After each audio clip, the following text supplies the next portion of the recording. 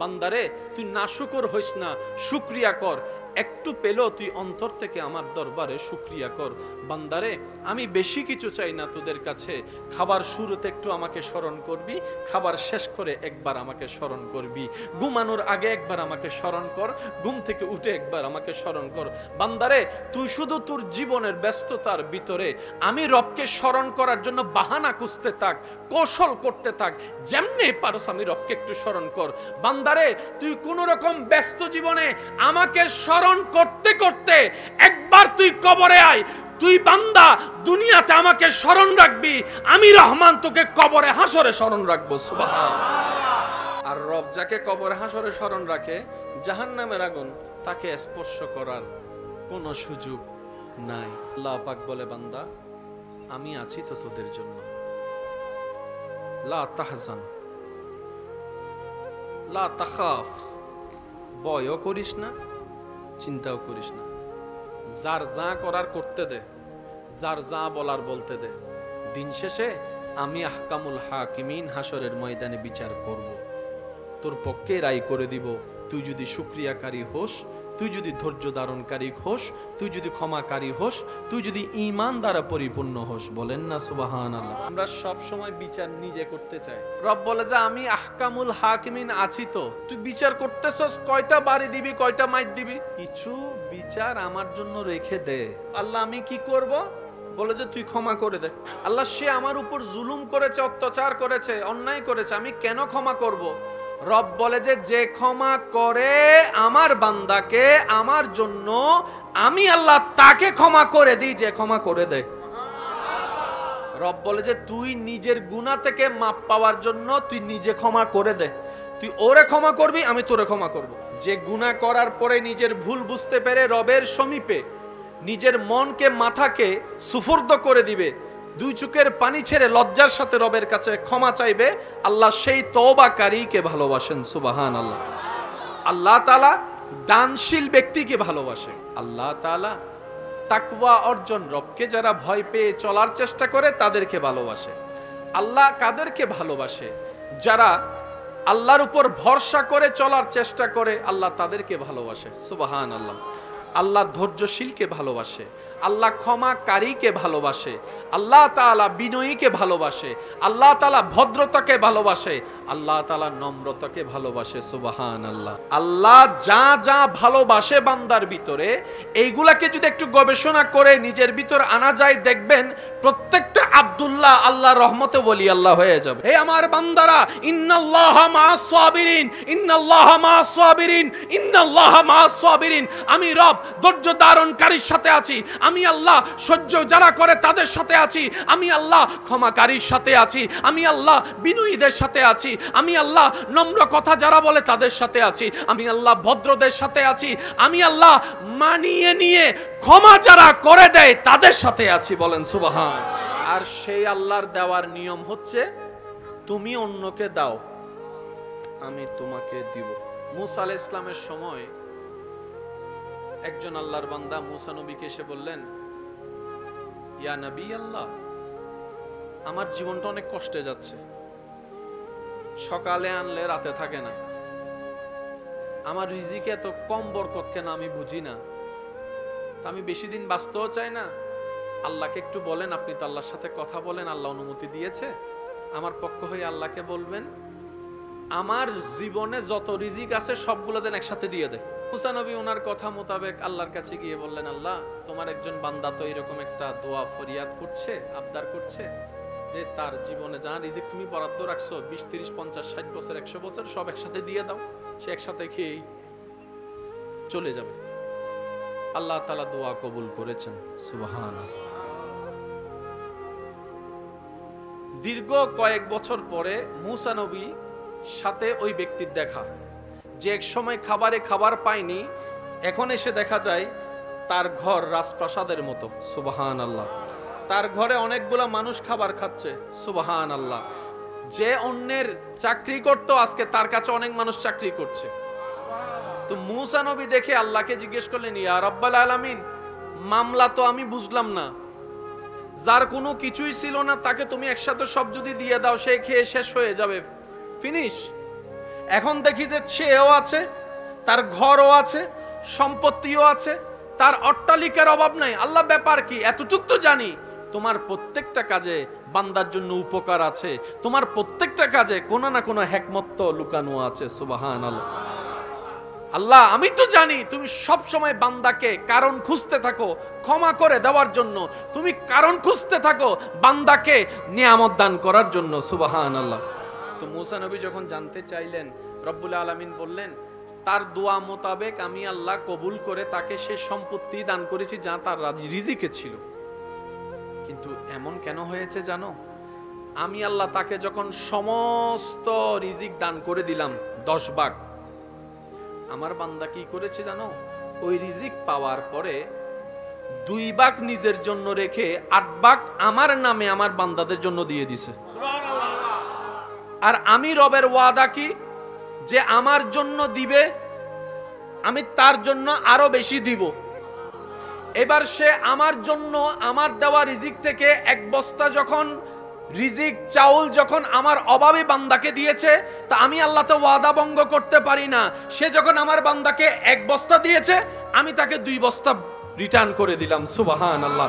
সে 2 বস্তা পেয়ে যখন আবার 1 বস্তা দান করেছে, আমি আল্লাহ আবার 2 বস্তা দান করলাম। সে যখন 2 বস্তা দিয়েছে, আমি 4 বস্তা দেওয়া শুরু করলাম। সে 4 দিয়েছে, আমি 8 দিয়েছি। সে দিতেই আছে, আমিও দিতে আছি। সে দিতেই আছে, আমিও দিতে আছি। সে দিতেই আছে, আমিও দিতে আছি। লা ইন শাকারতুম লা আযীদান্নাকুম। সুবহানাল্লাহ। তো সেজন্য মনে রাখবেন, আল্লাহ দিতে প্রস্তুত।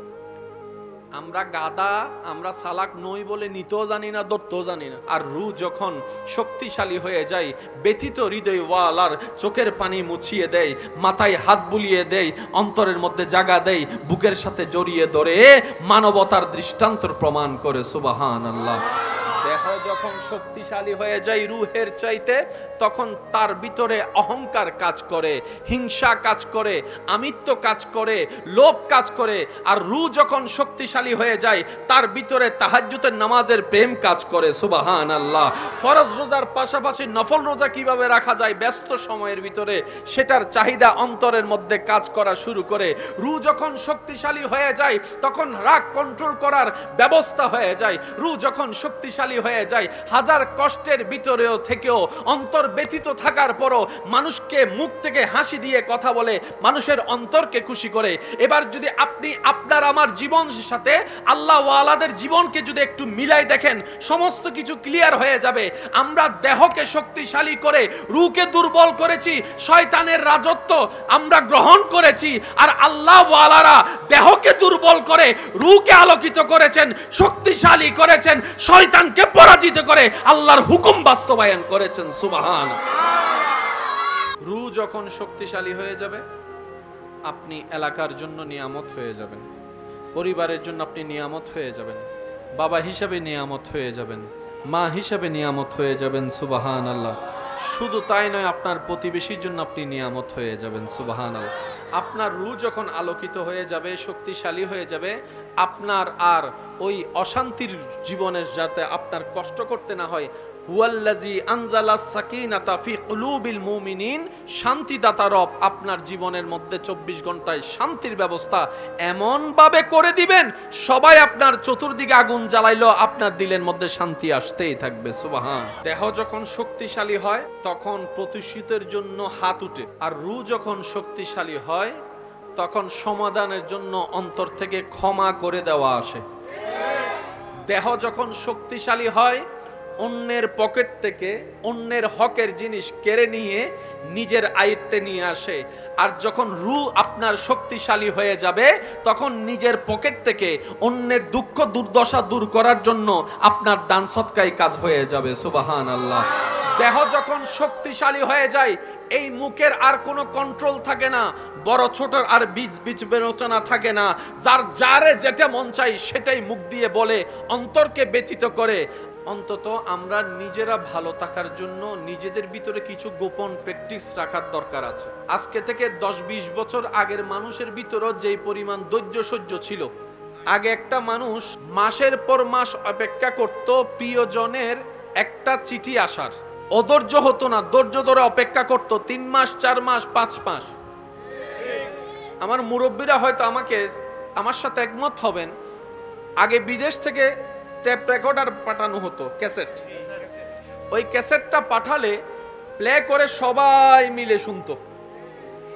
আবার একটা সময় ক্যাসেটটা রেকর্ড করে সবার বক্তব্য নিয়ে সেটা পাঠিয়ে দিত। ৩-৪ মাসের একটা বিষয় ছিল, দূরত্ব ছিল।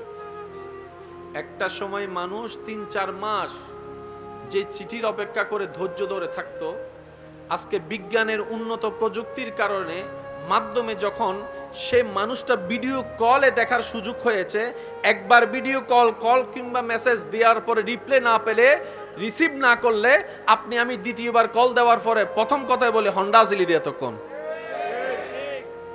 আগে ৩ মাস ধৈর্য ধরার একটা ক্যাপাসিটি ছিল। এখন এদিকে বিজ্ঞান আমাদের জীবন সহজ করেছে, কিন্তু আমাদের ধৈর্যের লেভেল কমে গেছে। আগে একটা মানুষ হেঁটে যেতে লাগতো 2 ঘন্টা, ধৈর্য ধরে মানুষ যেত। সেই রাস্তা যখন এখন যানবাহনের মাধ্যমে 10 মিনিটের হয়েছে, এই 10 মিনিটের ভিতর যদি 2 মিনিট জাম লাগে, দিন দিন ধৈর্যের লেভেল, যার কারণে স্বামী স্ত্রীর ভিতরে 2 কথা হলেই মেজাজ গরম, সম্পর্কের মধ্যে ফাটল পর্যন্ত চলে আসতেছে এই ধৈর্য না থাকার কারণে। কথা বলেন ঠিক কিনা? বাপ চাচার ভিতরে কথা হচ্ছে, ভাই ভাই এ কথা বলছে, হয়তো একটু দূরত্ব, মনোমালিন্য, ভুল বুঝাবুঝি হয়েছে, বাপ চাচার কথার ভিতরে মাঝখানে ছেলেরা পর্যন্ত কথা বলে বেয়াদবি করে ফেলতেছে, এমনও আছে না নাই? কথা বলেন। বিভিন্ন জায়গায় দেখা যায় 2-4টা ওই যে পান থেকে চুন খসলেই আপনার আমার টেম্পারেচার হাই হয়ে যাচ্ছে, যার কারণে সম্পর্কে ফাটল আসতেছে, দুশ্মনী পয়দা হচ্ছে, মামলার শিকার হচ্ছে, হামলার শিকার হচ্ছে, পরিবারগুলো ভেঙ্গে ভেঙ্গে তছনছ হয়ে যাচ্ছে ওই ধৈর্যের নিয়ামত না থাকার কারণে। অন্যদিকে আল্লাহ তাআলা কোরআনে ডাক দিয়ে বলে, আমাদের ইবাদত অনুযায়ী যদি আমাদের রিজিক আসতো, আমার মনে হয় 1 প্লেট ভাতও হতো না। 50 বছরের নামাজ মিলে হয়তো 1 গ্লাস ভাত হতো, কারণ আমাদের রুকু ঠিক হইলে সিজদা চলে যায়, সিজদা ঠিক হইলে কোন রকম তাশাহুদ চলে যায়। একটাতে যদি ভালো করি 10টাতে খারাপ করে বসে আছি। সেজন্য রব্বুল আলামিন আমাদের প্রতি কত দয়াবান, আমাদের আমল দেখে রিজিক দেন না। রব্বুল আলামিন নিজ গুণে নিজ দয়ায় আমাদেরকে রিজিক দেন বলেই অন্তত পেট ভরে খেতে পারি। আর সেই রব বলে, বান্দা নাশুকর করিস না, রিজিক দেওয়ার মালিক আমি, কিন্তু সেই রিজিকটা তোর বাবার হাত হয়ে, না হয় স্বামীর হাত হয়ে, না হয় বড় ভাইয়ের হাত হয়ে, না হয় ছোট ভাইয়ের হাত হয়ে, কোনো না কোনো হাত হয়ে বাজার হয়ে তোর ঘরে টেবিলে রান্না হয়ে দাঁড়ায়।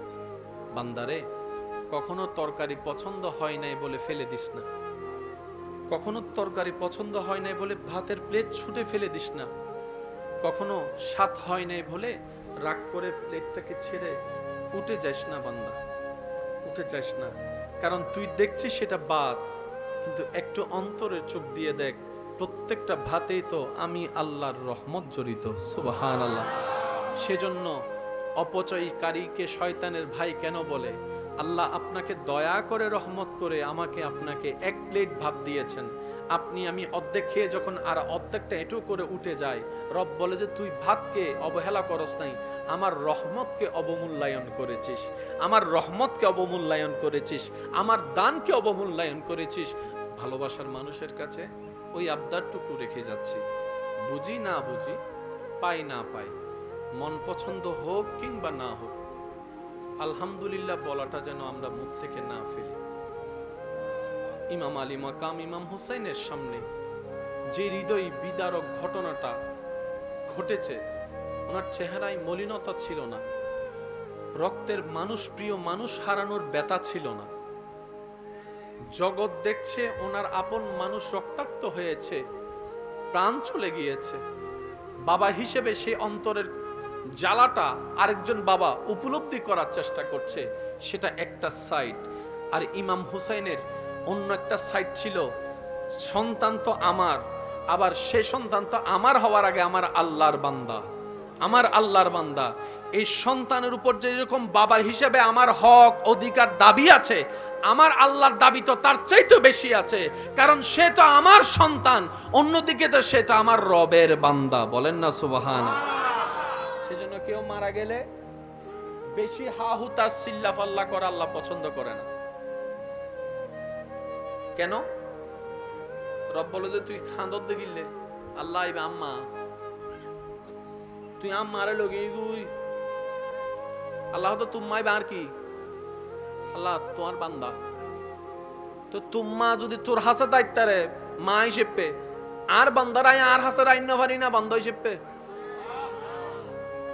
সুবহানাল্লাহ বার কেন জোর হম ফরিউ। উনি তোর মা, কিন্তু আমি রবের তো বান্দা। এতদিন তো তোর মা তোর কাছে ছিল, এখন আমার বান্দাকে আমার কাছে নিয়ে আসছি। সেজন্য আমাদের চট্টগ্রামের ভাষায় একটা প্রচলিত কথা আছে, অনেক সময় আপনারা হয়তো শুনেছেন, যার মাল সিটিং এ মানুষ নাই বাংলার কেন হন না বাজি, যার মাল জেন্ডাতুনাশি, এগুলো আমাদের চট্টগ্রামের আঞ্চলিক ভাষা। যার মাল তিনি নিয়ে গেছে, যেখান থেকে আসছে সেখানে চলে আসছে। আমাদের জীবনটা কি এক কথায় বলি, ফ্রম আল্লাহ। আমাদের সবার জীবন from Allah, for Allah, to Allah. আবার বলছি একটু খেয়াল করেন, from Allah, for Allah, to Allah. জীবন সাকসেস। এই জীবনে আর ব্যর্থতা বলতে কোনো কিছু। রব বলে যে বান্দাটা তোমার যেরকম সম্পর্কে, বান্দাটা আমারও সম্পর্কের। তুমি যেরকম সেই বান্দার যে মারা গিয়েছে, তুমি যেরকম তার সন্তান, আমিও সেই বান্দার আল্লাহ সৃষ্টিকর্তা। তোমার প্রতি যদি, তোমার ওনার প্রতি যদি বান্দা হিসেবে সম্পর্ক হিসেবে যদি, তোমার ওনার প্রতি সম্পর্ক হিসেবে যদি এতটুক দায়িত্ব মায়া ভালোবাসা থাকে, আমি আল্লাহ স্রষ্টা হিসেবে দায়িত্ব মায়া আরো বেশি আছে। মা তো সন্তানকে খাওয়াইছে দুনিয়াতে আসার পরে ওয়া করে কান্না করার পর, বাবা তো খাওয়াচ্ছে 6 মাস 7 মাস হওয়ার পর, আর আমি রব তো আমার বান্দাকে মায়ের পেট থেকেই খাওয়া শুরু করে দিয়েছি। আমি তো আমার বান্দাকে মায়ের পেটের ভিতরে খাওয়ানো শুরু করে দিয়েছি। মা খাওয়াচ্ছে যে স্তনের দুধ, 6 মাস আগেও সেই স্তনের দুধ ছিল না। আমার বান্দা ওনার সন্তান ডেলিভারি হওয়ার পরে আমি আল্লাহ কুদরতি ভাবে মায়ের স্তনে সেই কুদরতি নহরের ব্যবস্থা করে দিয়েছি, যেটা সন্তানের দেহের জন্য কল্যাণ। সুবহান। মা শুধু মুখে তুলে দিয়েছে,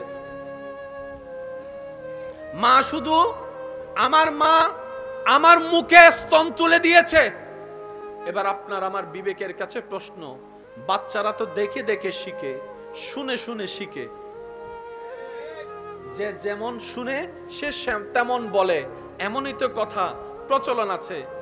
একদিনেরও হয় নাই এখনো বাচ্চা, মাত্র দুনিয়াতে এসেছে 1 ঘন্টা 1.5 ঘন্টা 2 ঘন্টা, কিন্তু বড় অবাক করা বিষয়, মা যখন নিজের স্তনটা সন্তানের মুখে লাগাই দেয়, ওই সন্তান অটোমেটিক দুধ চোষা শুরু করে দেয়, দুধ চোষা শুরু করে দেয়। এবার নিজেকে একবার প্রশ্ন করেন, ওই বাচ্চার দিকে তাকিয়ে, ওই 2 মিনিটের 5 মিনিটের বাচ্চাটাকে মায়ের বুকের দুধ চুষলে যে দুধ আসবে, এই শিক্ষাটাকে কখন শিখাই দিল? সুবহানাল্লাহ। আপনি যদি ঠান্ডা মাথায় রব্বুল আলামিনের প্রত্যেকটা সৃষ্টিকে একটু গবেষণা করে দেখেন, যারা বলে রব খুঁজে পায় না, স্রষ্টা খুঁজে পায় না, তারা যদি রবের সৃষ্টি নিয়ে অন্তর থেকে গবেষণা করে, তাদের ঈমান, তাদের বুঝ, তাদের জ্ঞান বলতে, স্বীকার করতে বাধ্য হবে একজন আছেন যিনি সমস্ত সৃষ্টির সৃষ্টিকর্তা। সুবহানাল্লাহ।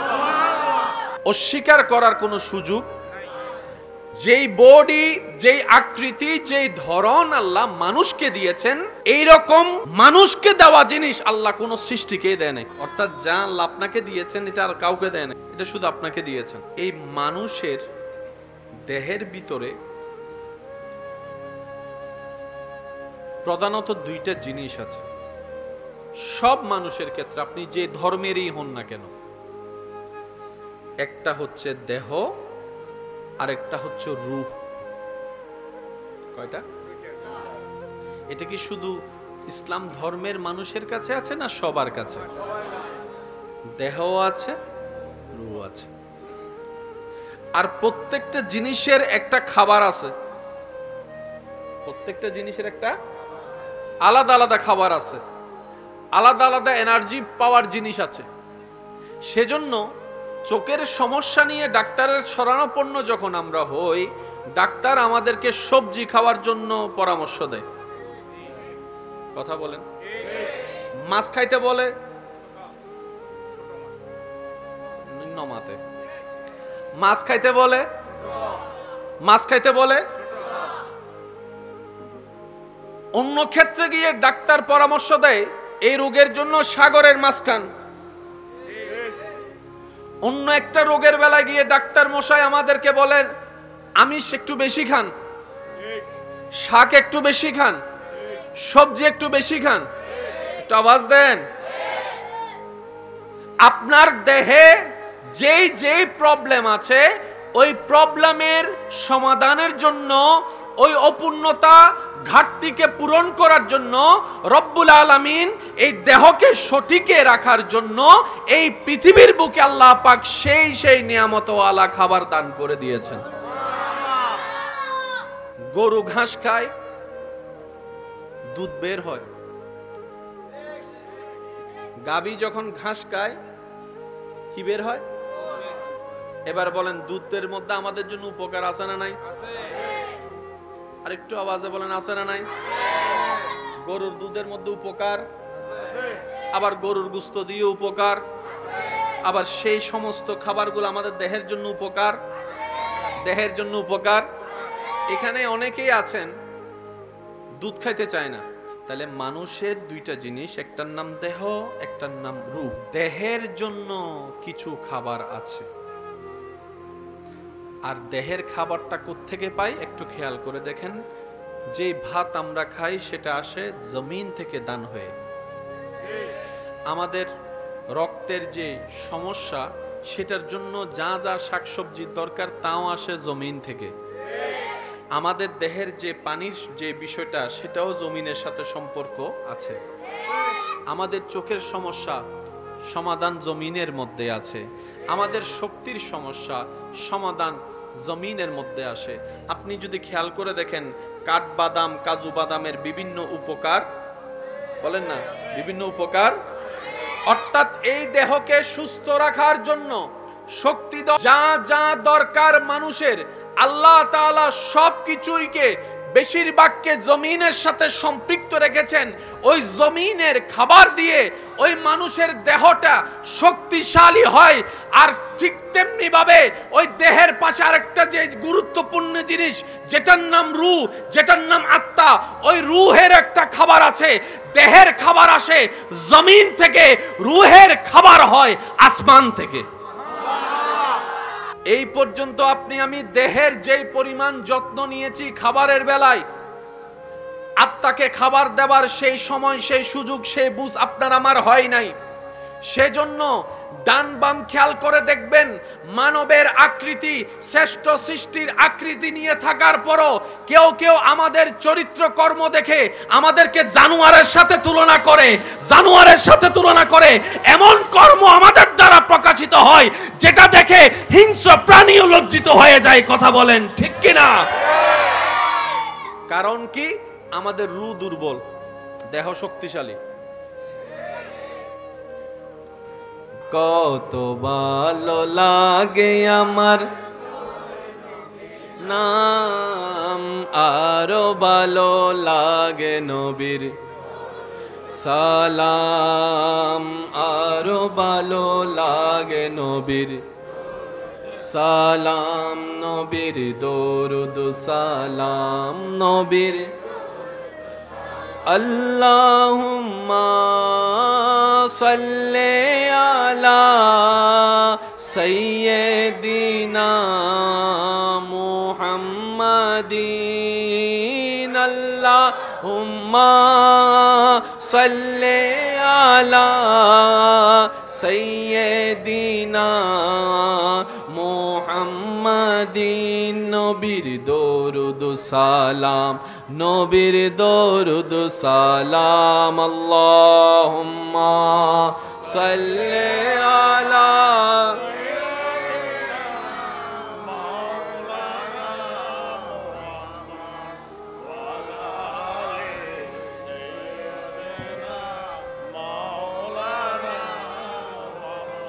মোহাব্বতের আওয়াজ একবার বলেন মারহাবা। বিজয়ী কারা, সফল কারা, সার্থক কারা? এক কথায় বুঝবেন, যাদের রূহ শক্তিশালী, দুনিয়াতেও বিজয়ী, আখিরাতেও বিজয়ী। যাদের দেহ শক্তিশালী, তারা দুনিয়াতে না থাকলে দুনিয়াবাসী খুশি হয়। আর যাদের রূহ শক্তিশালী, তারা দুনিয়ার থেকে যাওয়ার পরও সে সম্মান পায় আল্লাহর পক্ষ থেকে, যেটা দুনিয়াতে মাটির উপরে থেকে অনেকে পায় না। বলেন না সুবহানাল্লাহ। আল্লাহুম্মা সাল্লি আলা মাওলানা মুহাম্মদ ওয়া আলা আলি সাইয়্যিদিনা লা ইলাহা ইল্লাল্লাহ লা ইলাহা ইল্লাল্লাহ লা ইলাহা ইল্লাল্লাহ লা ইলাহা ইল্লাল্লাহ লা ইলাহা ইল্লাল্লাহ লা ইলাহা ইল্লাল্লাহ লা ইলাহা ইল্লাল্লাহ লা ইলাহা ইল্লাল্লাহ লা ইলাহা ইল্লাল্লাহ লা ইলাহা ইল্লাল্লাহ। সবাই লা ইলাহা লা ইলাহা ইল্লাল্লাহ লা ইলাহা ইল্লাল্লাহ লা ইলাহা ইল্লাল্লাহু মুহাম্মাদুর রাসূলুল্লাহ। আল্লাহ তাআলা আমাদের সবাইকে বুঝার তৌফিক দান করুন। এতক্ষণ যে জিকির করেছি এটা রূহের খাবারের একটি, জোরে বলি। দেহের খাবার কিনতে রূহের খাবার ফ্রি, আর হাসে যাচ্ছে গেলা মিডে নাই, ফ্রি জিনিসের দাম নাই। মাতন বাজি কোন ডাক্তার যদি ফ্রি চিকিৎসা দেয় আর গহব দে ঈদে ভিতর জামিলে আছে রুগী নভার বাংলা রেতাল্লা দে, উনি সেবা করে এই কথা কেউ বলবে? ফ্রি যদি টিউশনি করায় যে আমি ছাত্রদেরকে পড়াবো, আল্লাহ আমাকে যা জ্ঞান দিয়েছেন আমি পড়াবো, আর যেখানে পড়ার জন্য 3 মাস 4 মাস ধরে লাইন ধরা লাগে, হাজার হাজার দিয়ে প্রতিযোগিতা দিয়ে ভর্তি হওয়া যায়। আওয়াজ দিয়ে বলেন ঠিক কিনা? কারণ আমাদের ভিতর শুকরিয়া বোধ বহুত কম। আমরা ভালো জিনিসের মূল্যায়ন করতে জানি না, খারাপ জিনিস নিয়ে আপনি আমি মূল্যায়ন করতে ছাড়ি না। আপনি একটু খেয়াল করে দেখবেন, কারো প্রশংসা তত তাড়াতাড়ি প্রচার হয় না, কারো দুর্নাম যত তাড়াতাড়ি মানুষ বিশ্বাস করে এবং প্রচার করে। কথা বলেন ঠিক কিনা? মানুষের ভালো জিনিস প্রচার করতে আপনার আমার বুক কাঁপে, আর মানুষের খারাপ জিনিস প্রচার করতে আপনি আমি আড্ডান জমে না যতক্ষণ পর্যন্ত বদনাম হয় না, গীবত হয় না। কথা বলেন ঠিক কিনা? দোষ কাদের? বলেন সবাই, দোষ কাদের? ব্যর্থতা কাদের? আল্লাহ তাআলা আমাদেরকে হেফাজত করুক। বান্দারে তুই নাশুকর হইস না, শুকরিয়া কর। একটু পেলেও তুই অন্তর থেকে আমার দরবারে শুকরিয়া কর। বান্দারে আমি বেশি কিছু চাই না তোদের কাছে, খাবার শুরুতে একটু আমাকে স্মরণ করবি, খাবার শেষ করে একবার আমাকে স্মরণ করবি, ঘুমানোর আগে একবার আমাকে স্মরণ কর, ঘুম থেকে উঠে একবার আমাকে স্মরণ কর। বান্দারে তুই শুধু তোর জীবনের ব্যস্ততার ভিতরে আমি রবকে স্মরণ করার জন্য বাহানা খুঁজতে থাক, কৌশল করতে থাক, যেমনি পারস আমি রবকে একটু স্মরণ কর। বান্দারে তুই কোন রকম ব্যস্ত জীবনে আমাকে স্মরণ করতে করতে একবার তুই কবরে আয়। তুই বান্দা দুনিয়াতে আমাকে স্মরণ রাখবি, আমি রহমান তোকে কবরে হাসরে স্মরণ রাখবো। সুবহানাল্লাহ। আর রব যাকে কবরে হাসরে স্মরণ রাখে, জাহান্নামের আগুন তাকে স্পর্শ করার কোনো সুযোগ নাই। আল্লাহ পাক বলে, বান্দা আমি আছি তো তোদের জন্য। লা তাহজান লা তাখাফ, ভয়ও করিস না, চিন্তাও করিস না। যার যা করার করতে দে, যার যা বলার বলতে দে। দিন শেষে আমি আহকামুল হাকিমিন হাসরের ময়দানে বিচার করব, তোর পক্ষে রায় করে দিব। তুই যদি শুকরিয়াকারী হোস তুই যদি ধৈর্য ধারণকারী হোস, তুই যদি ক্ষমাকারী হোস, তুই যদি ঈমান দ্বারা পরিপূর্ণ হোস। বলেন না সুবহানাল্লাহ। আমরা সব সময় বিচার নিজে করতে চাই। রব বলে যে আমি আহকামুল হাকিমিন আছি, তো তুই বিচার করতেছস, কয়টা বাড়ি দিবি, কয়টা মাইর দিবি, কিছু বিচার আমার জন্য রেখে দে। আল্লাহ আমি কি করব? বলে যে তুই ক্ষমা করে দে। আল্লাহ সে আমার উপর জুলুম করেছে, অত্যাচার করেছে, অন্যায় করেছে, আমি কেন ক্ষমা করব? রব বলে যে ক্ষমা করে আমার বান্দাকে আমার জন্য, আমি আল্লাহ তাকে ক্ষমা করে দিই যে ক্ষমা করে দেয়। রব বলে যে তুই নিজের গুনাহ থেকে মাপ পাওয়ার জন্য তুই নিজে ক্ষমা করে দে। তুই ওরে ক্ষমা করবি, আমি তোরে ক্ষমা করব। যে গুনাহ করার পরে নিজের ভুল বুঝতে পেরে রবের সমীপে নিজের মনকে, মাথাকে সুফর্দ করে দিবে, দুই চোখের পানি ছেড়ে লজ্জার সাথে রবের কাছে ক্ষমা চাইবে, আল্লাহ সেই তওবাকারীকে ভালোবাসেন। সুবহানাল্লাহ। আল্লাহ তাআলা দানশীল ব্যক্তিকে ভালোবাসে। আল্লাহ তাআলা তাকওয়া অর্জন, রবকে যারা ভয় পেয়ে চলার চেষ্টা করে তাদেরকে ভালোবাসে। আল্লাহ কাদেরকে ভালোবাসে? যারা আল্লাহর উপর ভরসা করে চলার চেষ্টা করে, আল্লাহ তাদেরকে ভালোবাসে। সুবহানাল্লাহ। আল্লাহ ধৈর্যশীলকে ভালোবাসে, আল্লাহ ক্ষমাকারীকে ভালোবাসে, আল্লাহ তাআলা বিনয়ীকে ভালোবাসে, আল্লাহ তাআলা ভদ্রতাকে ভালোবাসে, আল্লাহ তাআলা নম্রতাকে ভালোবাসে। সুবহানাল্লাহ। আল্লাহ যা যা ভালোবাসে বান্দার ভিতরে, এইগুলাকে যদি একটু গবেষণা করে নিজের ভিতর আনা যায়, দেখবেন প্রত্যেকটা আব্দুল্লাহ আল্লাহর রহমতে ওলি আল্লাহ হয়ে যাবে। হে আমার বান্দারা, ইন্নাল্লাহা মা'আস সাবিরিন, ইন্নাল্লাহা মা'আস সাবিরিন, ইন্নাল্লাহা মা'আস সাবিরিন। আমি রব ধৈর্য ধারণকারীর সাথে আছি, আমি আল্লাহ সহ্য যারা করে তাদের সাথে আছি, আমি আল্লাহ ক্ষমাকারীর সাথে আছি, আমি আল্লাহ বিনয়ীদের সাথে আছি, আমি আল্লাহ নম্র কথা যারা বলে তাদের সাথে আছি, আমি আল্লাহ ভদ্রদের সাথে আছি, আমি আল্লাহ মানিয়ে নিয়ে ক্ষমা যারা করে দেয় তাদের সাথে আছি। বলেন সুবহান। আর সেই আল্লাহর দেওয়ার নিয়ম হচ্ছে তুমি অন্যকে দাও, আমি তোমাকে দিব। মুসা আলাইহিস সালামের সময় একজন আল্লাহর বান্দা মুসা নবীকে এসে বললেন, ইয়া নবী আল্লাহ, আমার জীবনটা অনেক কষ্টে যাচ্ছে, সকালে আনলে রাতে থাকে না, আমার রিজিকে এত কম বরকত কেন আমি বুঝি না, আমি বেশি দিন বাঁচতেও চাই না, আল্লাহকে একটু বলেন, আপনি তো আল্লাহর সাথে কথা বলেন, আল্লাহ অনুমতি দিয়েছে, আমার পক্ষ হয়ে আল্লাহকে বলবেন আমার জীবনে যত রিজিক আছে সবগুলো যেন একসাথে দিয়ে দেয়। মুসা নবী ওনার কথা মোতাবেক আল্লাহর কাছে গিয়ে বললেন, আল্লাহ তোমার একজন বান্দা তো এরকম একটা দোয়া ফরিয়াদ করছে, আবদার করছে যে তার জীবনে যা রিজিক তুমি বরাদ্দ রাখছো 20, 30, 50, 60 বছর, 100 বছর সব একসাথে দিয়ে দাও, সে একসাথে খেয়েই চলে যাবে। আল্লাহ তাআলা দোয়া কবুল করেছেন। সুবহানাল্লাহ।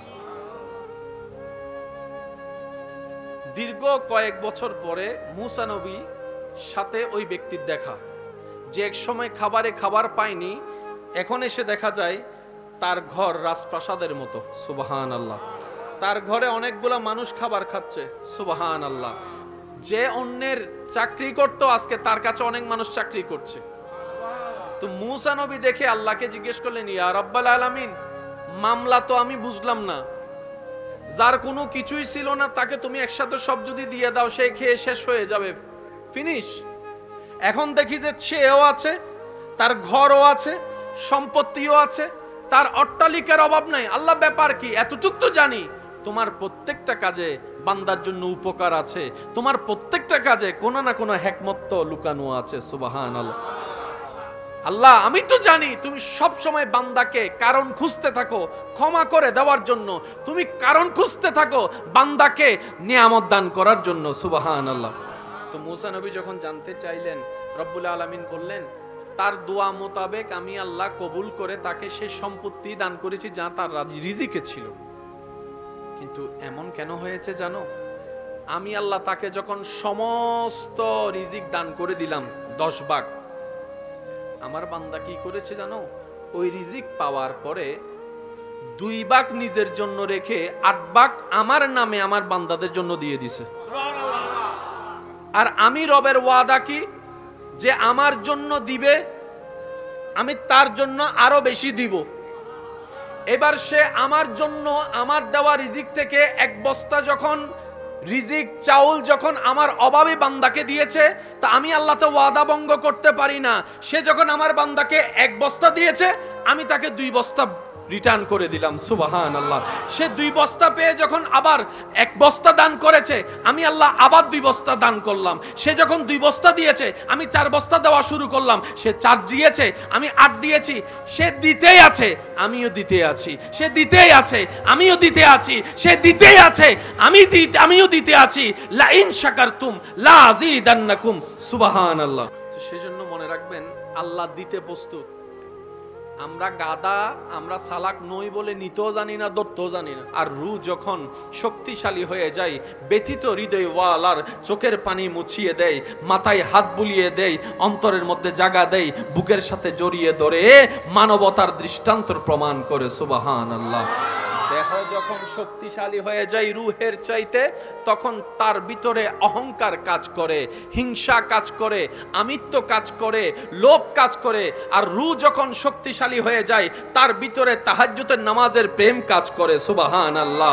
ফরজ রোজার পাশাপাশি নফল রোজা কিভাবে রাখা যায় ব্যস্ত সময়ের ভিতরে, সেটার চাহিদা অন্তরের মধ্যে কাজ করা শুরু করে। রূহ যখন শক্তিশালী হয়ে যায়, তখন রাগ কন্ট্রোল করার ব্যবস্থা হয়ে যায়। রূহ যখন শক্তিশালী হয়ে যায়, হাজার কষ্টের ভিতরেও থেকেও, অন্তর ব্যথিত থাকার পরও মানুষকে মুখ থেকে হাসি দিয়ে কথা বলে, মানুষের অন্তরকে খুশি করে। এবার যদি আপনি আপনার আমার জীবনের সাথে আল্লাহ ওয়ালাদের জীবনকে যদি একটু মিলাই দেখেন, সমস্ত কিছু ক্লিয়ার হয়ে যাবে। আমরা দেহকে শক্তিশালী করে রূহকে দুর্বল করেছি, শয়তানের রাজত্ব আমরা গ্রহণ করেছি। আর আল্লাহ ওয়ালারা দেহকে দুর্বল করে রূহকে আলোকিত করেছেন, শক্তিশালী করেছেন, শয়তানকে পরাজিত করে আল্লাহর হুকুম বাস্তবায়ন করেছেন। সুবহানাল্লাহ। রূহ যখন শক্তিশালী হয়ে যাবে, আপনি এলাকার জন্য নিয়ামত হয়ে যাবেন, পরিবারের জন্য আপনি নিয়ামত হয়ে যাবেন, বাবা হিসাবে নিয়ামত হয়ে যাবেন, মা হিসাবে নিয়ামত হয়ে যাবেন। সুবহানাল্লাহ। শুধু তাই নয়, আপনার প্রতিবেশীর জন্য আপনি নিয়ামত হয়ে যাবেন। সুবহানাল্লাহ। আপনার রূহ যখন আলোকিত হয়ে যাবে, শক্তিশালী হয়ে যাবে, আপনার আর ওই অশান্তির জীবনের যাতে আপনার কষ্ট করতে না হয়। হুয়াল্লাযী আনজালাস সাকিনাতা ফি কুলুবিল মুমিনিন। শান্তিদাতা রব আপনার জীবনের মধ্যে 24 ঘন্টায় শান্তির ব্যবস্থা এমন ভাবে করে দিবেন, সবাই আপনার চতুর্দিকে আগুন জ্বালাইলো, আপনার দিলের মধ্যে শান্তি আসতেই থাকবে। সুবহান। দেহ যখন শক্তিশালী হয়, তখন প্রতিশোধের জন্য হাত উঠে। আর রূহ যখন শক্তিশালী হয়, তখন সমাধানের জন্য অন্তর থেকে ক্ষমা করে দেওয়া আসে। দেহ যখন শক্তিশালী হয়, অন্যের পকেট থেকে অন্যের হকের জিনিস কেড়ে নিয়ে নিজের আয়ত্তে নিয়ে আসে। আর যখন রূহ আপনার শক্তিশালী হয়ে যাবে, তখন নিজের পকেট থেকে অন্যের দুঃখ দুর্দশা দূর করার জন্য আপনার দান সদকায় কাজ হয়ে যাবে। সুবহানাল্লাহ। দেহ যখন শক্তিশালী হয়ে যায়, এই মুখের আর কোনো কন্ট্রোল থাকে না, বড় ছোট আর বীজ বিবেচনা থাকে না। যারে যেটা মন চাই সেটাই মুখ দিয়ে বলে, অন্তরকে ব্যথিত করে। অন্তত আমরা নিজেরা ভালো থাকার জন্য নিজেদের ভিতরে কিছু গোপন প্র্যাকটিস রাখার দরকার আছে। আজকে থেকে 10-20 বছর আগের মানুষের ভিতরও যেই পরিমাণ ধৈর্য সহ্য ছিল, আগে একটা মানুষ মাসের পর মাস অপেক্ষা করত প্রিয়জনের একটা চিঠি আসার। অধৈর্য হতো না, ধৈর্য ধরে অপেক্ষা করত 3 মাস, 4 মাস, 5 মাস। আমার মুরব্বীরা হয়তো আমার সাথে একমত হবেন, আগে বিদেশ থেকে টেপ রেকর্ডার পাঠানো হতো, ক্যাসেট। ওই ক্যাসেটটা পাঠালে প্লে করে সবাই মিলে শুনতো। আবার একটা সময় ক্যাসেটটা রেকর্ড করে সবার বক্তব্য নিয়ে সেটা পাঠিয়ে দিত। 3-4 মাসের একটা বিষয় ছিল, দূরত্ব ছিল। একটা সময় মানুষ 3-4 মাস যে চিঠির অপেক্ষা করে ধৈর্য ধরে থাকতো, আজকে বিজ্ঞানের উন্নত প্রযুক্তির কারণে মাধ্যমে যখন সে মানুষটা ভিডিও কলে দেখার সুযোগ হয়েছে, একবার ভিডিও কল কিংবা মেসেজ দেওয়ার পরে রিপ্লাই না পেলে, রিসিভ না করলে, আপনি আমি দ্বিতীয়বার কল দেওয়ার পরে প্রথম কথাই বলে হন্ডা জিলি দিয়ে তখন। আগে 3 মাস ধৈর্য ধরার একটা ক্যাপাসিটি ছিল। এখন এদিকে বিজ্ঞান আমাদের জীবন সহজ করেছে, কিন্তু আমাদের ধৈর্যের লেভেল কমে গেছে। আগে একটা মানুষ হেঁটে যেতে লাগতো 2 ঘন্টা, ধৈর্য ধরে মানুষ যেত। সেই রাস্তা যখন এখন যানবাহনের মাধ্যমে 10 মিনিটের হয়েছে, এই 10 মিনিটের ভিতরে যদি 2 মিনিট জাম লাগে, দিন দিন ধৈর্যের লেভেল যার কারণে স্বামী স্ত্রীর ভিতরে দুই কথা হলেই মেজাজ গরম, সম্পর্কের মধ্যে ফাটল পর্যন্ত চলে আসতেছে এই ধৈর্য না থাকার কারণে। কথা বলেন ঠিক কিনা? বাপ চাচার ভিতরে কথা হচ্ছে, ভাই ভাই এ কথা বলছে, হয়তো একটু দূরত্ব মনোমালিন্য ভুল বুঝাবুঝি হয়েছে, বাপ চাচার কথার ভিতরে মাঝখানে ছেলেরা পর্যন্ত কথা বলে বেয়াদবি করে ফেলতেছে, এমনও আছে না নাই? কথা বলেন। বিভিন্ন জায়গায় দেখা যায় দুই চারটা ওই যে চুন, পান থেকে চুন খসলেই আপনার আমার টেম্পারেচার হাই হয়ে যাচ্ছে, যার কারণে সম্পর্কে ফাটল আসতেছে, দুশ্মনী পয়দা হচ্ছে, মামলার শিকার হচ্ছে, হামলার শিকার হচ্ছে, পরিবারগুলো ভেঙ্গে ভেঙ্গে তছনছ হয়ে যাচ্ছে ওই ধৈর্যের নিয়ামত না থাকার কারণে। অন্যদিকে আল্লাহ তাআলা কোরআনে ডাক দিয়ে বলে, আমাদের ইবাদত অনুযায়ী যদি আমাদের রিজিক আসতো, আমার মনে হয় এক প্লেট ভাতও হতো না। 50 বছরের নামাজ মিলে হয়তো এক গ্লাস ভাত হতো, কারণ আমাদের রুকু ঠিক হইলে সিজদা চলে যায়, সিজদা ঠিক হইলে কোন রকম তাশাহুদ চলে যায়। একটাতে যদি ভালো করি 10টাতে খারাপ করে বসে আছি। সেজন্য রব্বুল আলামিন আমাদের প্রতি কত দয়াবান, আমাদের আমল দেখে রিজিক দেন না, রব্বুল আলামিন নিজ গুণে নিজ দয়ায় আমাদেরকে রিজিক দেন বলেই অন্তত পেট ভরে খেতে পারি। আর সেই রব বলে, বান্দা নাশুকর করিস না, রিজিক দেওয়ার মালিক আমি, কিন্তু সেই রিজিকটা তোর বাবার হাত হয়ে, না হয় স্বামীর হাত হয়ে, না হয় বড় ভাইয়ের হাত হয়ে, না হয় ছোট ভাইয়ের হাত হয়ে, কোনো না কোনো হাত হয়ে বাজার হয়ে তোর ঘরে টেবিলে রান্না হয়ে দাঁড়ায়। বান্দারে, কখনো তরকারি পছন্দ হয় নাই বলে ফেলে দিস না, কখনো তরকারি পছন্দ হয় নাই বলে ভাতের প্লেট ছুটে ফেলে দিস না, কখনো স্বাদ হয় নাই বলে রাগ করে প্লেটটাকে ছেড়ে উঠে যাস না। বান্দা, উঠে যাস না, কারণ তুই দেখছিস সেটা ভাত, কিন্তু একটু অন্তরের চোখ দিয়ে দেখ, প্রত্যেকটা ভাতেই তো আমি আল্লাহর রহমত জড়িত। সুবহানাল্লাহ। সেজন্য অপচয়কারীকে শয়তানের ভাই কেন বলে? আল্লাহ আপনাকে দয়া করে রহমত করে আমাকে আপনাকে এক প্লেট ভাত দিয়েছেন, আপনি আমি অর্ধেক খেয়ে যখন আর অর্ধেকটা এঁটো করে উঠে যায়, রব বলে যে তুই ভাতকে অবহেলা করস নাই, আমার রহমতকে অবমূল্যায়ন করেছিস, আমার রহমতকে অবমূল্যায়ন করেছিস, আমার দানকে অবমূল্যায়ন করেছিস। ভালোবাসার মানুষের কাছে ওই আবদারটুকু রেখে যাচ্ছি, বুঝি না বুঝি, পাই না পাই, মন পছন্দ হোক কিংবা না হোক, আলহামদুলিল্লাহ বলাটা যেন আমরা মুখ থেকে না ফেলি। ইমাম আলী মাকাম ইমাম হুসাইনের সামনে যে হৃদয় বিদারক ঘটনাটা ঘটেছে, ওনার চেহারায় মলিনতা ছিল না, রক্তের মানুষ, প্রিয় মানুষ হারানোর ব্যথা ছিল না। জগৎ দেখছে ওনার আপন মানুষ রক্তাক্ত হয়েছে, প্রাণ চলে গিয়েছে, বাবা হিসেবে সেই অন্তরের জ্বালাটা আরেকজন বাবা উপলব্ধি করার চেষ্টা করছে, সেটা একটা সাইড। আর ইমাম হুসাইনের অন্য একটা সাইড ছিল, সন্তান তো আমার, আবার সে সন্তান তো আমার হওয়ার আগে আমার আল্লাহর বান্দা, আমার আল্লাহর বান্দা। এই সন্তানের উপর যেরকম বাবা হিসেবে আমার হক অধিকার দাবি আছে, আমার আল্লাহর দাবি তো তার চাইতে বেশি আছে, কারণ সে তো আমার সন্তান, অন্যদিকে তো সেটা আমার রবের বান্দা। বলেন না সুবহানাল্লাহ। সেজন্য কেউ মারা গেলে বেশি হাহুতা সিল্লাফাল্লা করা আল্লাহ পছন্দ করে না। কেন? রব বলে যে তুই খান্দর দেখিলে আল্লাহ আইবে আম্মা, তুই আম্মারে লগি গুই, আল্লাহ তো তুম্মাই আর কি, আল্লাহ তোমার বান্দা, তো তুম্মা যদি তোর হাসে দায়িত্বারে মা হিসেবে আর বান্দারাই আর হাসে রাইন না পারি না বান্দা হিসেবে। সুবহানাল্লাহ, বারকে না জোর হম ফরিউ। উনি তোর মা, কিন্তু আমি রবের তো বান্দা। এতদিন তো তোর মা তোর কাছে ছিল, এখন আমার বান্দাকে আমার কাছে নিয়ে আসছে। সেজন্য আমাদের চট্টগ্রামের ভাষায় একটা প্রচলিত কথা আছে, অনেক সময় আপনারা হয়তো শুনেছেন, যার মাল, সিলিংয়ে মানুষ নাই বাংলার কেন হন না বাজি, যার মাল জেন্ডাতুনেশি, এগুলো আমাদের চট্টগ্রামের আঞ্চলিক ভাষা। যার মাল তিনি নিয়ে গেছেন, যেখান থেকে আসছে সেখানে চলে আসছে। আমাদের জীবনটা কি? এক কথায় বলি, ফ্রম আল্লাহ। সুবহানাল্লাহ। আমাদের সবার জীবন from Allah, for Allah. To Allah. আবার বলছি, একটু খেয়াল করেন, from Allah, for Allah, to Allah, জীবন সাকসেস। এই জীবনে আর ব্যর্থতা বলতে কোনো কিছু। রব বলে যে বান্দাটা তোমার যেরকম সম্পর্কে, বান্দাটা আমারও সম্পর্কের। তুমি যেরকম সেই বান্দার যে মারা গিয়েছে, তুমি যেরকম তার সন্তান, আমিও সেই বান্দার আল্লাহ, সৃষ্টিকর্তা। তোমার প্রতি যদি, তোমার ওনার প্রতি যদি বান্দা হিসেবে, সম্পর্ক হিসেবে যদি, তোমার ওনার প্রতি সম্পর্ক হিসেবে যদি এতটুক দায়িত্ব, মায়া, ভালোবাসা থাকে, আমি আল্লাহ স্রষ্টা হিসেবে দায়িত্ব, মায়া আরো বেশি আছে।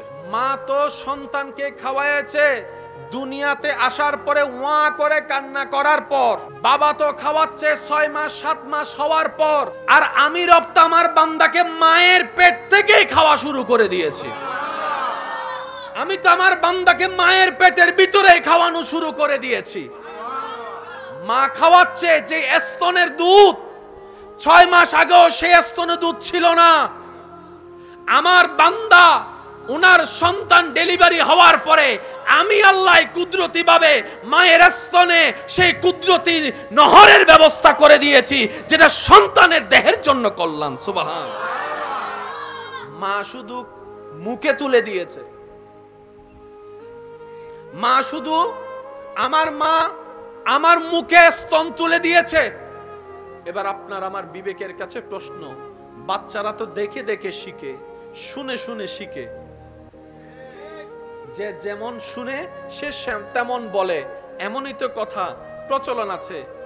একদিনেরও হয় নাই এখনো বাচ্চা, মাত্র দুনিয়াতে এসেছে 1 ঘন্টা 1.5 ঘন্টা 2 ঘন্টা, কিন্তু বড় অবাক করা বিষয়, মা যখন নিজের স্তনটা সন্তানের মুখে লাগাই দেয়, ওই সন্তান অটোমেটিক দুধ চোষা শুরু করে দেয়, দুধ চোষা শুরু করে দেয়। এবার নিজেকে একবার প্রশ্ন করেন, ওই বাচ্চার দিকে তাকিয়ে, ওই 2 মিনিটের 5 মিনিটের বাচ্চাটাকে মায়ের বুকের দুধ চুষলে যে দুধ আসবে, এই শিক্ষাটাকে কখন শিখাই দিল? সুবহানাল্লাহ। আপনি যদি ঠান্ডা মাথায় রব্বুল আলামিনের প্রত্যেকটা সৃষ্টিকে একটু গবেষণা করে দেখেন, যারা বলে রব খুঁজে পায় না, স্রষ্টা খুঁজে পায় না, তারা যদি রবের সৃষ্টি নিয়ে অন্তর থেকে গবেষণা করে, তাদের ঈমান, তাদের বুঝ, তাদের জ্ঞান বলতে, স্বীকার করতে বাধ্য হবে একজন আছেন যিনি সমস্ত সৃষ্টির সৃষ্টিকর্তা। সুবহানাল্লাহ। অস্বীকার করার কোনো সুযোগ। যেই বডি, যেই আকৃতি, যেই ধরন আল্লাহ মানুষকে দিয়েছেন, এই রকম মানুষকে দেওয়া জিনিস আল্লাহ কোন সৃষ্টিকে দেয় না। অর্থাৎ যা আল্লাহ আপনাকে দিয়েছেন এটা আর কাউকে দেয় না, এটা শুধু আপনাকে দিয়েছেন। এই মানুষের দেহের ভিতরে প্রধানত 2টা জিনিস আছে সব মানুষের ক্ষেত্রে, আপনি যে ধর্মেরই হন না কেন। একটা হচ্ছে দেহ, আর একটা হচ্ছে রূহ। কয়টা? এটা কি শুধু ইসলাম ধর্মের মানুষের কাছে আছে না সবার কাছে? দেহ আছে, রূহ আছে। আর প্রত্যেকটা জিনিসের একটা খাবার আছে, প্রত্যেকটা জিনিসের একটা আলাদা আলাদা খাবার আছে, আলাদা আলাদা এনার্জি পাওয়ার জিনিস আছে। সেজন্য চোখের সমস্যা নিয়ে ডাক্তারের শরণাপন্ন যখন আমরা হই, ডাক্তার আমাদেরকে সবজি খাওয়ার জন্য পরামর্শ দেয়। কথা বলেন। মাছ খাইতে বলে, নমাতে। মাছ খাইতে বলে, মাছ খাইতে বলে। অন্য ক্ষেত্রে গিয়ে ডাক্তার পরামর্শ দেয় এই রোগের জন্য সাগরের মাছ খান। অন্য একটা রোগের বেলায় গিয়ে ডাক্তার মশাই আমাদেরকে বলেন আমিষ একটু বেশি খান, শাক একটু বেশি খান, সবজি একটু বেশি খান। একটু আওয়াজ দেন। আপনার দেহে যেই যেই প্রবলেম আছে, ওই প্রবলেমের সমাধানের জন্য, ওই অপূর্ণতা ঘাটতিকে পূরণ করার জন্য রব্বুল আলামিন এই দেহকে সঠিকে রাখার জন্য এই পৃথিবীর বুকে আল্লাহ পাক সেই নিয়ামতওয়ালা খাবার দান করে দিয়েছেন। গরু ঘাস খায়, দুধ বের হয়। গাভী যখন ঘাস খায় কি বের হয়? এবার বলেন দুধের মধ্যে আমাদের জন্য উপকার আছে না নাই? আর একটু আওয়াজে বলেন আছে না নাই? গরুর দুধের মধ্যে উপকার, আবার গরুর গোশত দিয়ে উপকার, আবার সেই সমস্ত খাবারগুলো আমাদের দেহের জন্য উপকার, দেহের জন্য উপকার। এখানে অনেকেই আছেন দুধ খাইতে চায় না। তাহলে মানুষের দুইটা জিনিস, একটার নাম দেহ, একটার নাম রূহ। দেহের জন্য কিছু খাবার আছে, আর দেহের খাবারটা কোত্থেকে পাই একটু খেয়াল করে দেখেন। যে ভাত আমরা খাই সেটা আসে জমিন থেকে দান হয়ে। আমাদের রক্তের যে সমস্যা সেটার জন্য যা যা শাকসবজির দরকার তাও আসে জমিন থেকে। আমাদের দেহের যে পানির যে বিষয়টা সেটাও জমিনের সাথে সম্পর্ক আছে। আমাদের চোখের সমস্যা সমাধান জমিনের মধ্যে আছে। আমাদের শক্তির সমস্যা সমাধান জমিনের মধ্যে আসে। আপনি যদি খেয়াল করে দেখেন কাঠবাদাম, কাজু বাদামের বিভিন্ন উপকার, বলেন না বিভিন্ন উপকার, অর্থাৎ এই দেহকে সুস্থ রাখার জন্য শক্তি যা যা দরকার মানুষের, আল্লাহ তাআলা সবকিছুইকে বেশিরভাগকে জমিনের সাথে সম্পৃক্ত রেখেছেন। ওই জমিনের খাবার দিয়ে ওই মানুষের দেহটা শক্তিশালী হয়। আর ঠিক তেমনি ভাবে ওই দেহের পাশে আরেকটা যে গুরুত্বপূর্ণ জিনিস যেটার নাম রূহ, যেটার নাম আত্মা, ওই রূহের একটা খাবার আছে। দেহের খাবার আসে জমিন থেকে, রূহের খাবার হয় আসমান থেকে। এই পর্যন্ত আপনি আমি দেহের যেই পরিমাণ যত্ন নিয়েছি খাবারের বেলায়, আত্মাকে খাবার দেবার সেই সময়, সেই সুযোগ, সেই বুঝ আপনার আমার হয় নাই। সেজন্য ডান বাম খেয়াল করে দেখবেন, মানবের আকৃতি, শ্রেষ্ঠ সৃষ্টির আকৃতি নিয়ে থাকার পরও কেউ কেউ আমাদের চরিত্র কর্ম দেখে আমাদেরকে জানোয়ারের সাথে তুলনা করে, জানোয়ারের সাথে তুলনা করে। এমন কর্ম আমাদের দ্বারা প্রকাশিত হয় যেটা দেখে হিংস্র প্রাণীও লজ্জিত হয়ে যায়। কথা বলেন ঠিক কিনা? কারণ কি? আমাদের রূহ দুর্বল, দেহ শক্তিশালী। কত ভালো লাগে আমার নাম, আরো ভালো লাগে নবীর সালাম, আরো ভালো লাগে নবীর সালাম, নবীর দরুদ সালাম, নবীর আল্লাহুম্মা সাল্লি আলা সাইয়্যিদিনা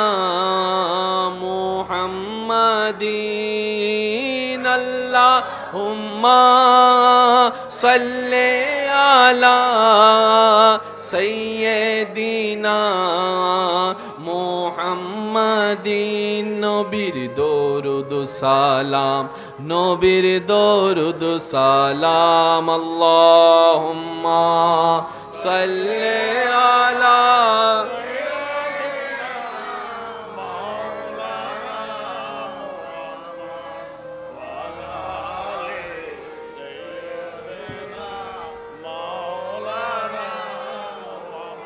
মোহাব্বতের আওয়াজ একবার বলেন মারহাবা।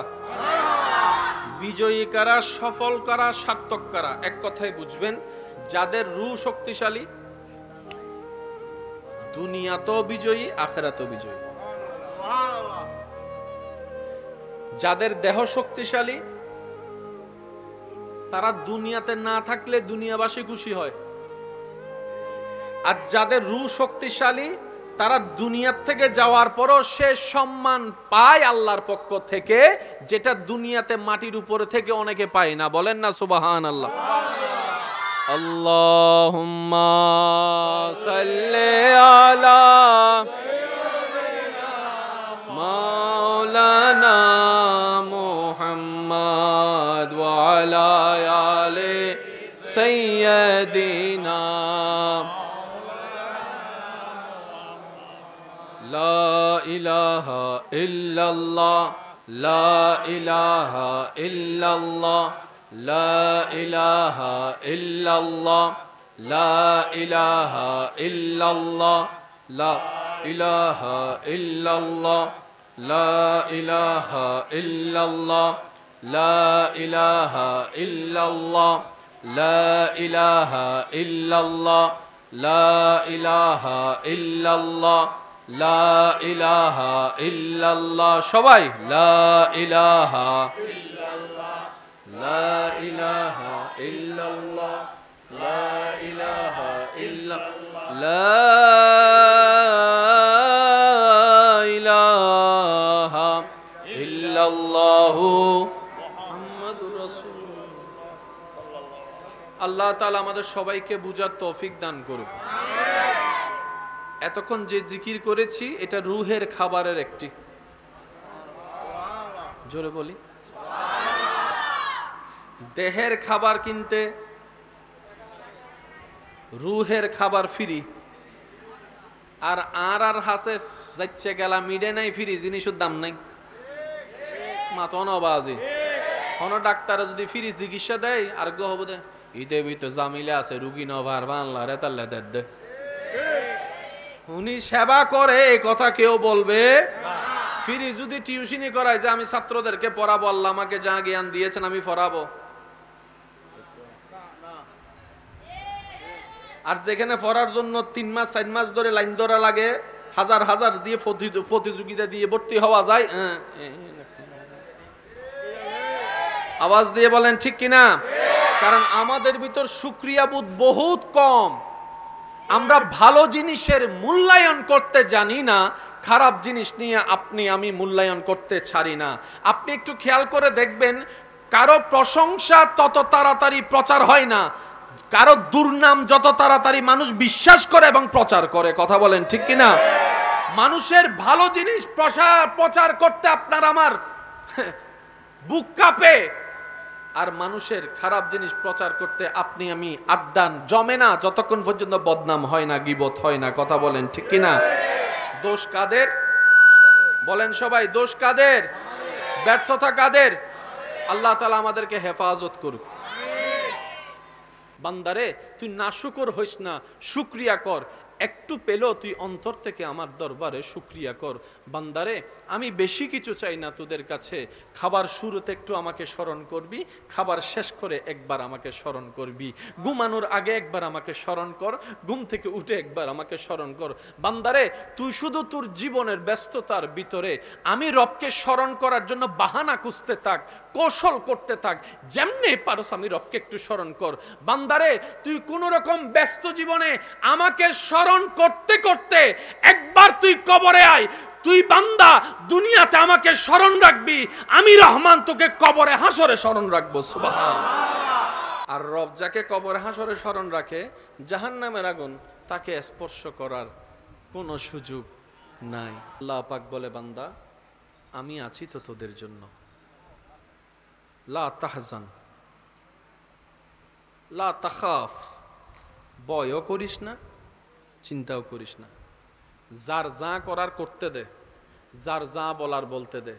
দিন শেষে আমি আহকামুল হাকিমিন হাসরের ময়দানে বিচার করব, তোর পক্ষে রায় করে দিব। তুই যদি শুকরিয়াকারী হোস, তুই যদি ধৈর্য ধারণকারী হোস, তুই যদি ক্ষমাকারী হোস, তুই যদি ঈমান দ্বারা পরিপূর্ণ হোস। বলেন না সুবহানাল্লাহ। আমরা সব সময় বিচার নিজে করতে চাই। রব বলে যে আমি আহকামুল হাকিমিন আছি তো, তুই বিচার করতেছস, কয়টা বাড়ি দিবি, কয়টা মাইর দিবি, কিছু বিচার আমার জন্য রেখে দে। আল্লাহ আমি কি করব? বলে যে তুই ক্ষমা করে দে। আল্লাহ সে আমার উপর জুলুম করেছে, অত্যাচার করেছে, অন্যায় করেছে, আমি কেন ক্ষমা করব? রব বলে যে ক্ষমা করে আমার বান্দাকে আমার জন্য, আমি আল্লাহ তাকে ক্ষমা করে দিই যে ক্ষমা করে দেয়। রব বলে যে তুই নিজের গুনাহ থেকে মাপ পাওয়ার জন্য তুই নিজে ক্ষমা করে দে। তুই ওরে ক্ষমা করবি, আমি তোরে ক্ষমা করব। যে গুনাহ করার পরে নিজের ভুল বুঝতে পেরে রবের সমীপে নিজের মনকে মাথাকে সুফর্দ করে দিবে, 2 চোখের পানি ছেড়ে লজ্জার সাথে রবের কাছে ক্ষমা চাইবে, আল্লাহ সেই তওবাকারীকে ভালোবাসেন। সুবহানাল্লাহ। আল্লাহ তাআলা দানশীল ব্যক্তিকে ভালোবাসে। আল্লাহ তাআলা তাকওয়া অর্জন, রবকে যারা ভয় পেয়ে চলার চেষ্টা করে তাদেরকে ভালোবাসে। আল্লাহ কাদেরকে ভালোবাসে?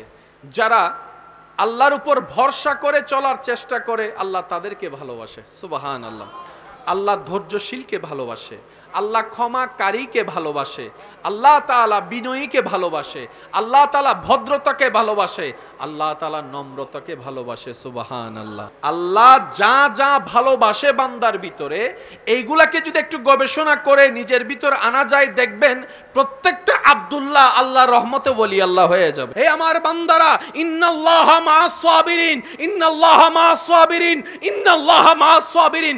আমি রব ধৈর্য ধারণকারীর সাথে আছি, আমি আল্লাহ সহ্য যারা করে তাদের সাথে আছি, আমি আল্লাহ ক্ষমাকারীর সাথে আছি, আমি আল্লাহ বিনয়ীদের সাথে আছি, আমি আল্লাহ নম্র কথা যারা বলে তাদের সাথে আছি, আমি আল্লাহ ভদ্রদের সাথে আছি, আমি আল্লাহ মানিয়ে নিয়ে ক্ষমা যারা করে দেয় তাদের সাথে আছি। বলেন সুবহান। আর সেই আল্লাহর দেওয়ার নিয়ম হচ্ছে, তুমি অন্যকে দাও, আমি তোমাকে দিব।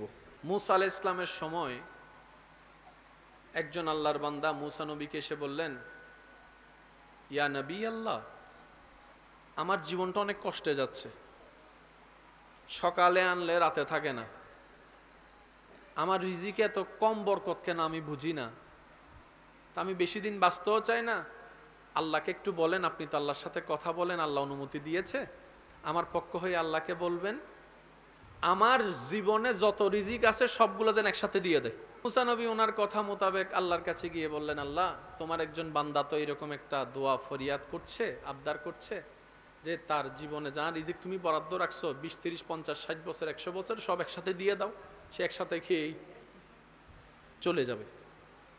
আল্লাহ তাআলা দোয়া কবুল করেছেন। সুবহানাল্লাহ। দীর্ঘ কয়েক বছর পরে মুসা নবী সাথে ওই ব্যক্তির দেখা, যে এক সময় খাবারে খাবার পায়নি, এখন এসে দেখা যায় তার ঘর রাজপ্রাসাদের মতো। সুবহানাল্লাহ। তার ঘরে অনেকগুলা মানুষ খাবার খাচ্ছে। সুবহানাল্লাহ। যে অন্যের চাকরি করত, আজকে তার কাছে অনেক মানুষ চাকরি করছে। তো মুসা নবী দেখে আল্লাহকে জিজ্ঞেস করলেন, ইয়া রাব্বাল আলামিন, মামলা তো আমি বুঝলাম না, যার কোনো কিছুই ছিল না তাকে তুমি একসাথে সব যদি দিয়ে দাও, সে খেয়ে শেষ হয়ে যাবে, ফিনিশ। এখন দেখি যে সেও আছে, তার ঘরও আছে, সম্পত্তিও আছে, তার অট্টালিকার অভাব নাই। আল্লাহ ব্যাপার কি? এতটুক তো জানি তোমার প্রত্যেকটা কাজে বান্দার জন্য উপকার আছে, তোমার প্রত্যেকটা কাজে কোনো না কোনো হিকমত তো লুকানো আছে। সুবহানাল্লাহ। আল্লাহ, আমি তো জানি তুমি সব সময় বান্দাকে কারণ খুঁজতে থাকো ক্ষমা করে দেওয়ার জন্য, তুমি কারণ খুঁজতে থাকো বান্দাকে নিয়ামত দান করার জন্য। সুবহানাল্লাহ। তো মুসা নবী যখন জানতে চাইলেন, রব্বুল আলামিন বললেন, তার দোয়া মোতাবেক আমি আল্লাহ কবুল করে তাকে সেই সম্পত্তি দান করেছি যা তার রিজিকে ছিল। কিন্তু এমন কেন হয়েছে জানো? আমি আল্লাহ তাকে যখন সমস্ত রিজিক দান করে দিলাম 10 ভাগ, আমার বান্দা কি করেছে জানো? ওই রিজিক পাওয়ার পরে 2 ভাগ নিজের জন্য রেখে 8 ভাগ আমার নামে আমার বান্দাদের জন্য দিয়ে দিছে। আর আমি রবের ওয়াদা কি, যে আমার জন্য দিবে আমি তার জন্য আরো বেশি দিব। এবার সে আমার জন্য আমার দেওয়া রিজিক থেকে 1 বস্তা যখন রিজিক চাউল যখন আমার অভাবী বান্দাকে দিয়েছে, তা আমি আল্লাহ তো ওয়াদা ভঙ্গ করতে পারি না। সে যখন আমার বান্দাকে 1 বস্তা দিয়েছে, আমি তাকে 2 বস্তা রিটার্ন করে দিলাম। সুবহানাল্লাহ। সে 2 বস্তা পেয়ে যখন আবার 1 বস্তা দান করেছে, আমি আল্লাহ আবার 2 বস্তা দান করলাম। সে যখন 2 বস্তা দিয়েছে, আমি 4 বস্তা দেওয়া শুরু করলাম। সে 4 দিয়েছে, আমি 8 দিয়েছি। সে দিতেই আছে, আমিও দিতে আছি। সে দিতেই আছে, আমিও দিতে আছি। সে দিতেই আছে, আমিও দিতে আছি। লা ইন শাকারতুম লা আযীদান্নাকুম। সুবহানাল্লাহ। তো সেজন্য মনে রাখবেন, আল্লাহ দিতে প্রস্তুত। আমরা গাদা, আমরা সালাক নই বলে নিতেও জানি না, ধরতেও জানি না। আর রূহ যখন শক্তিশালী হয়ে যায়, ব্যথিত হৃদয় ওয়ালার চোখের পানি মুছিয়ে দেয়, মাথায় হাত বুলিয়ে দেয়, অন্তরের মধ্যে জাগা দেয়, বুকের সাথে জড়িয়ে ধরে মানবতার দৃষ্টান্তর প্রমাণ করে। সুবহানাল্লাহ। দেহ যখন শক্তিশালী হয়ে যায় রূহের চাইতে, তখন তার ভিতরে অহংকার কাজ করে, হিংসা কাজ করে, আমিত্ব কাজ করে, লোভ কাজ করে। আর রূহ যখন শক্তিশালী হয়ে যায় তার ভিতরে তাহাজ্জুদের নামাজের প্রেম কাজ করে। সুবহানাল্লাহ। ফরজ রোজার পাশাপাশি নফল রোজা কিভাবে রাখা যায় ব্যস্ত সময়ের ভিতরে, সেটার চাহিদা অন্তরের মধ্যে কাজ করা শুরু করে। রূহ যখন শক্তিশালী হয়ে যায় তখন রাগ কন্ট্রোল করার ব্যবস্থা হয়ে যায়। রূহ যখন শক্তিশালী হয়ে যায়, হাজার কষ্টের ভিতরেও থেকেও অন্তর ব্যথিত থাকার পরও মানুষকে মুখ থেকে হাসি দিয়ে কথা বলে, মানুষের অন্তরকে খুশি করে। এবার যদি আপনি আপনার আমার জীবনের সাথে আল্লাহ ওয়ালাদের জীবনকে যদি একটু মিলাই দেখেন, সমস্ত কিছু ক্লিয়ার হয়ে যাবে। আমরা দেহকে শক্তিশালী করে রূহকে দুর্বল করেছি, শয়তানের রাজত্ব আমরা গ্রহণ করেছি। আর আল্লাহ ওয়ালারা দেহকে দুর্বল করে রূহকে আলোকিত করেছেন, শক্তিশালী করেছেন, শয়তানকে পরাজিত করে আল্লাহর হুকুম বাস্তবায়ন করেছেন। সুবহান। রূহ যখন শক্তিশালী হয়ে যাবে, আপনি এলাকার জন্য নিয়ামত হয়ে যাবেন, পরিবারের জন্য আপনি নিয়ামত হয়ে যাবেন, বাবা হিসাবে নিয়ামত হয়ে যাবেন, মা হিসাবে নিয়ামত হয়ে যাবেন। সুবহানাল্লাহ। শুধু তাই নয়, আপনার প্রতিবেশীর জন্য আপনি নিয়ামত হয়ে যাবেন। সুবহানাল্লাহ। আপনার রূহ যখন আলোকিত হয়ে যাবে, শক্তিশালী হয়ে যাবে, আপনার আর ওই অশান্তির জীবনের যাতে আপনার কষ্ট করতে না হয়। হুয়াল্লাযী আনজালাস সাকিনাতা ফি কুলুবিল মুমিনিন, শান্তিদাতা রব আপনার জীবনের মধ্যে 24 ঘন্টায় শান্তির ব্যবস্থা এমন ভাবে করে দিবেন, সবাই আপনার চতুর্দিকে আগুন জ্বালাইলো আপনার দিলের মধ্যে শান্তি আসতেই থাকবে। সুবহান। দেহ যখন শক্তিশালী হয় তখন প্রতিশোধের জন্য হাত উঠে, আর রূহ যখন শক্তিশালী হয় তখন সমাধানের জন্য অন্তর থেকে ক্ষমা করে দেওয়া আসে। দেহ যখন শক্তিশালী হয় অন্যের পকেট থেকে অন্যের হকের জিনিস কেড়ে নিয়ে নিজের আয়ত্তে নিয়ে আসে। আর যখন রূহ আপনার শক্তিশালী হয়ে যাবে তখন নিজের পকেট থেকে অন্যের দুঃখ দুর্দশা দূর করার জন্য আপনার দান সদকায় কাজ হয়ে যাবে। সুবহানাল্লাহ। দেহ যখন শক্তিশালী হয়ে যায় এই মুখের আর কোনো কন্ট্রোল থাকে না, বড় ছোটর আর বীজ বীজ বিবেচনা থাকে না, যারে যেটা মন চাই সেটাই মুখ দিয়ে বলে, অন্তরকে ব্যথিত করে। অন্তত আমরা নিজেরা ভালো থাকার জন্য নিজেদের ভিতরে কিছু গোপন প্র্যাকটিস রাখার দরকার আছে। আজকে থেকে 10-20 বছর আগের মানুষের ভিতরও যেই পরিমাণ ধৈর্য সহ্য ছিল, আগে একটা মানুষ মাসের পর মাস অপেক্ষা করত প্রিয়জনের একটা চিঠি আসার, অধৈর্য হতো না, ধৈর্য ধরে অপেক্ষা করত 3 মাস 4 মাস 5 মাস। আমার মুরব্বীরা হয়তো আমার সাথে একমত হবেন, আগে বিদেশ থেকে টেপ রেকর্ডার পাঠানো হতো, ক্যাসেট। ওই ক্যাসেটটা পাঠালে প্লে করে সবাই মিলে শুনতো। আবার একটা সময় ক্যাসেটটা রেকর্ড করে সবার বক্তব্য নিয়ে সেটা পাঠিয়ে দিত। 3-4 মাসের একটা বিষয় ছিল, দূরত্ব ছিল। একটা সময় মানুষ 3-4 মাস যে চিঠির অপেক্ষা করে ধৈর্য ধরে থাকতো, আজকে বিজ্ঞানের উন্নত প্রযুক্তির কারণে মাধ্যমে যখন সে মানুষটা ভিডিও কলে দেখার সুযোগ হয়েছে, একবার ভিডিও কল কিংবা মেসেজ দেওয়ার পরে রিপ্লাই না পেলে, রিসিভ না করলে আপনি আমি দ্বিতীয়বার কল দেওয়ার পরে প্রথম কথায় বলে হন্ডা জিলি দিয়ে তখন। আগে 3 মাস ধৈর্য ধরার একটা ক্যাপাসিটি ছিল, এখন এদিকে বিজ্ঞান আমাদের জীবন সহজ করেছে কিন্তু আমাদের ধৈর্যের লেভেল কমে গেছে। আগে একটা মানুষ হেঁটে যেতে লাগতো 2 ঘন্টা, ধৈর্য ধরে মানুষ যেত। সেই রাস্তা যখন এখন যানবাহনের মাধ্যমে 10 মিনিটের হয়েছে, এই 10 মিনিটের ভিতরে যদি 2 মিনিট জাম লাগে, দিন দিন ধৈর্যের লেভেল, যার কারণে স্বামী স্ত্রীর ভিতরে 2 কথা হলেই মেজাজ গরম, সম্পর্কের মধ্যে ফাটল পর্যন্ত চলে আসতেছে এই ধৈর্য না থাকার কারণে। কথা বলেন ঠিক কিনা? বাপ চাচার ভিতরে কথা হচ্ছে, ভাই ভাই কথা বলছে, হয়তো একটু দূরত্ব মনোমালিন্য ভুল বুঝাবুঝি হয়েছে, বাপ চাচার কথার ভিতরে মাঝখানে ছেলেরা পর্যন্ত কথা বলে বেয়াদবি করে ফেলতেছে, এমনও আছে না নাই? কথা বলেন। বিভিন্ন জায়গায় দেখা যায় 2-4টা ওই যে পান থেকে চুন খসলেই আপনার আমার টেম্পারেচার হাই হয়ে যাচ্ছে, যার কারণে সম্পর্কে ফাটল আসতেছে, দুশ্মনী পয়দা হচ্ছে, মামলার শিকার হচ্ছে, হামলার শিকার হচ্ছে, পরিবারগুলো ভেঙ্গে ভেঙ্গে তছনছ হয়ে যাচ্ছে ওই ধৈর্যের নিয়ামত না থাকার কারণে।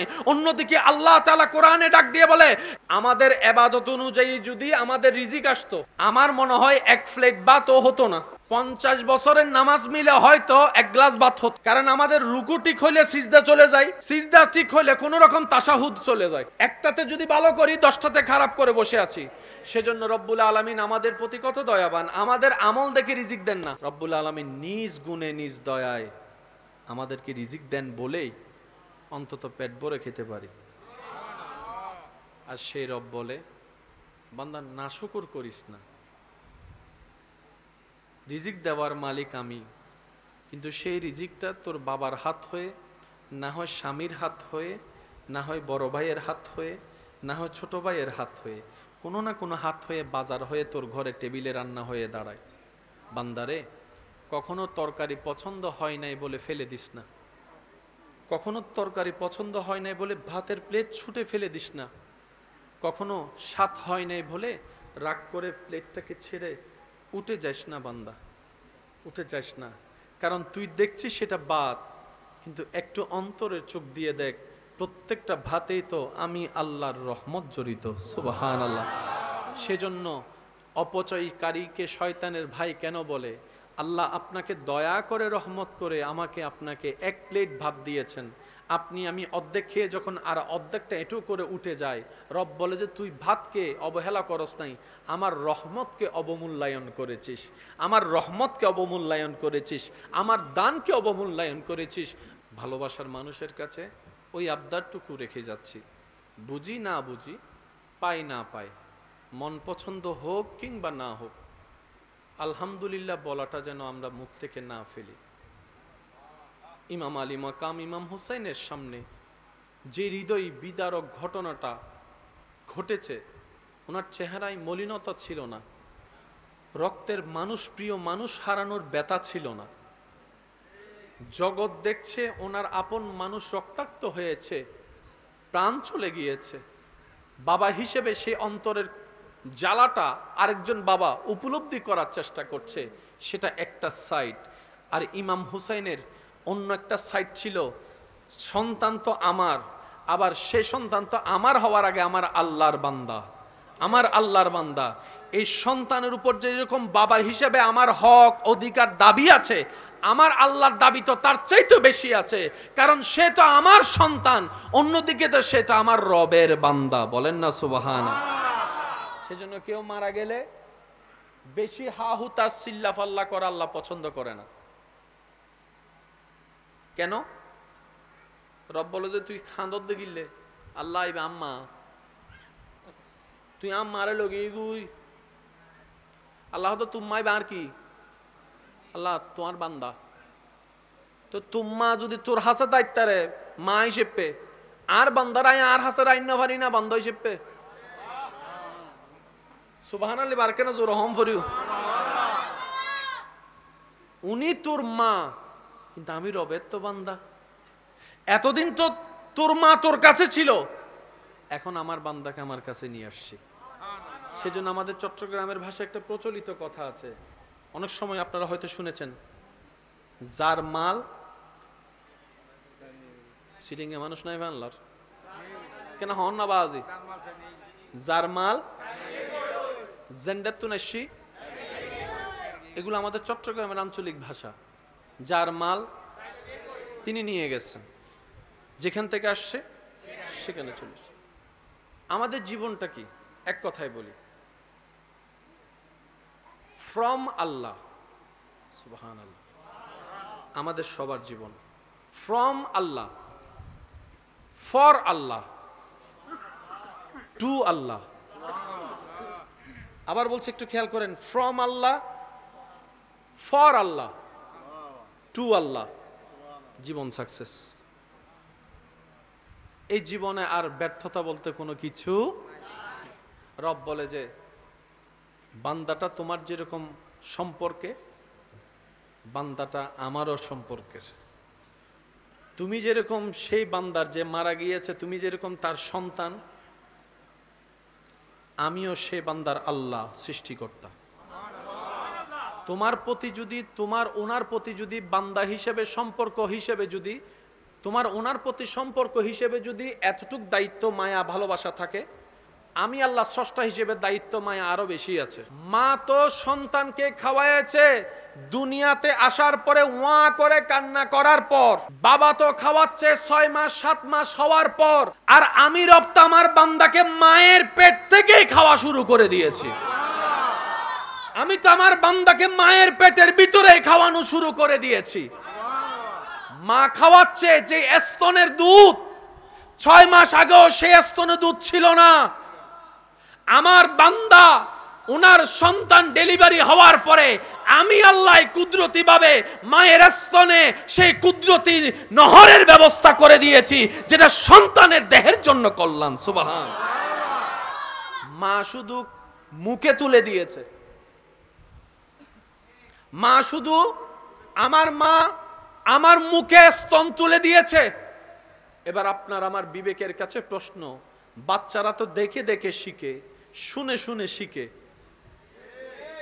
যে যেমন শুনে সে তেমন বলে, এমনই তো কথা প্রচলন আছে। একদিনেরও হয় নাই এখনো বাচ্চা, মাত্র দুনিয়াতে এসেছে 1 ঘন্টা 1.5 ঘন্টা 2 ঘন্টা, কিন্তু বড় অবাক করা বিষয়, মা যখন নিজের স্তনটা সন্তানের মুখে লাগাই দেয়, ওই সন্তান অটোমেটিক দুধ চোষা শুরু করে দেয়, দুধ চোষা শুরু করে দেয়। এবার নিজেকে একবার প্রশ্ন করেন, ওই বাচ্চার দিকে তাকিয়ে, ওই 2 মিনিটের 5 মিনিটের বাচ্চাটাকে মায়ের বুকের দুধ চুষলে যে দুধ আসবে, এই শিক্ষাটাকে কখন শিখাই দিল? সুবহানাল্লাহ।